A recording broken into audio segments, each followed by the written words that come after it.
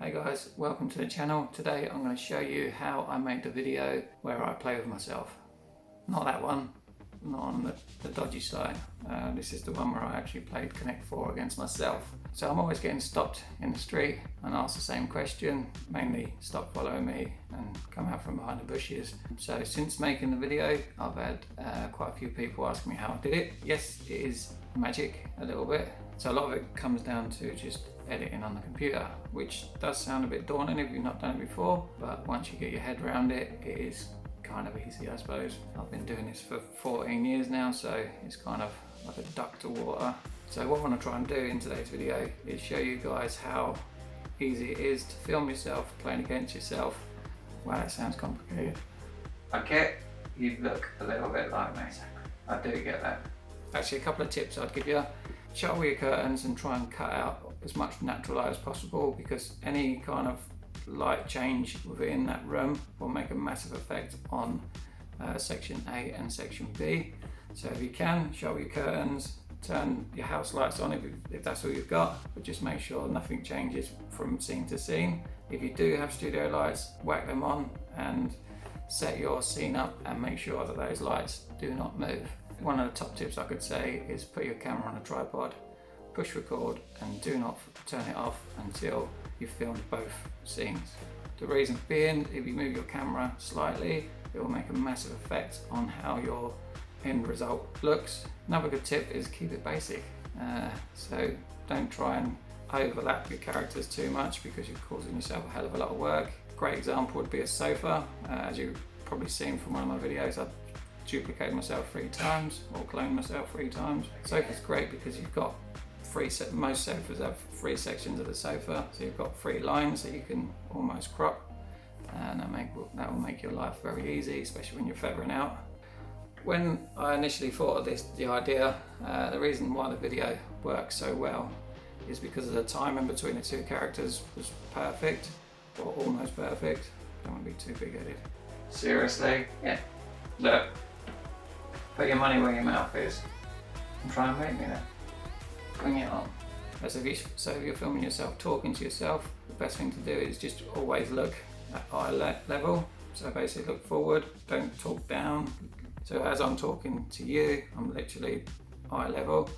So then when the next person's there, you know you're looking straight into their eyes. I've got a memory like a fish, so it's pointless me trying to memorize a script. Remember how long I've got between each one. Very difficult. Don't even bother. So the way I did it was section A, while I was recording the first part, I actually recorded it on my phone as well. So I used my dictaphone. I've always been told to use your finger, but this time I used my dictaphone. Anyone got that? You're as funny as I am. Thank you very much. I'm here a week, literally. This is where the magic happened. I basically used a dictaphone and an earphone.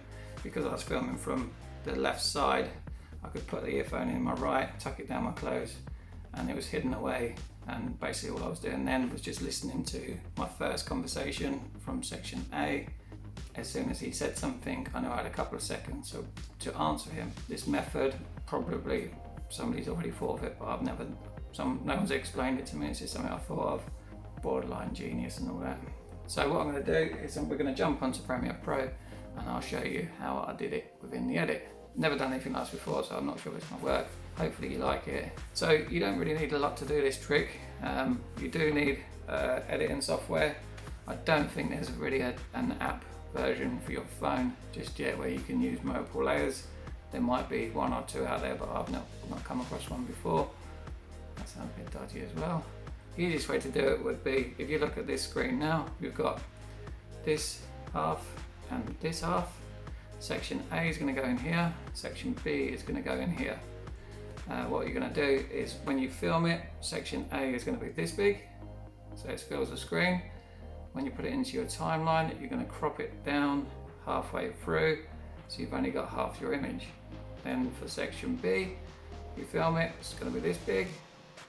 And then what you do is you crop it down so it's this big, and then basically once you put those 2 on top of each other, they look like they join in the middle.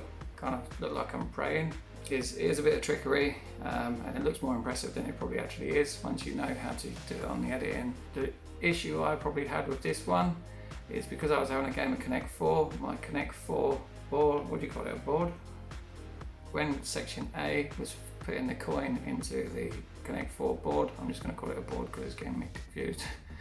His hand actually, I'm talking about myself as a third person now, so you have to just bear with me.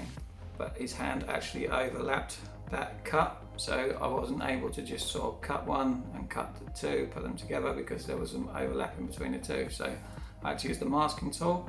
The masking tool is very clever. It looks like a old-fashioned fountain pen if you've not discovered it before.